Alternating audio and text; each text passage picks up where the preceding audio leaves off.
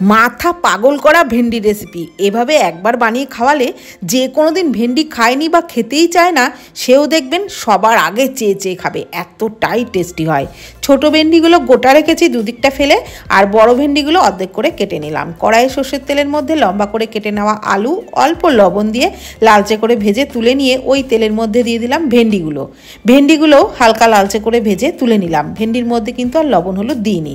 তারপর সর্ষের তেলের মধ্যে একটু কালো জিরে, চেরা কাঁচা লঙ্কা ফোড়নে দিয়ে দিলাম টমেটো কুচি, অল্প লবণ দিয়ে একটু টমেটোটাকে নাড়াচাড়া করে ভেজে নিয়ে দিয়ে দিলাম হলুদ গুঁড়ো, সামান্য লঙ্কার গুঁড়ো আর অল্প জল। মশলাটা একটু ভেজে নিয়ে দিয়ে দিলাম ভেজে রাখা ভেন্ডি আর আলু। তারপর মশলার সাথে একটু নাড়াচাড়া করে ভেজে নিয়ে দিয়ে দিলাম সর্ষে, পোস্ত, কাঁচা লঙ্কার পেস্ট। মশলার বাটি ধোয়া অল্প জল দিয়ে দিলাম। তারপর মশলার সাথে ভেন্ডি আলু একটু ভেজে নিয়ে দিয়ে দিলাম অল্প জল আর একটু চিনি। নাড়াচাড়া করে ঢাকনা চাপা দিয়ে সবজি ফুটিয়ে নিলাম। সবজি সুসিদ্ধ হয়ে গেলে এই রকম গা মাখো হয়ে আসলে নামিয়ে নিলাম। এইভাবে বানিয়ে ভাত বা রুটির সাথে খাবেন, দুর্দান্ত লাগবে।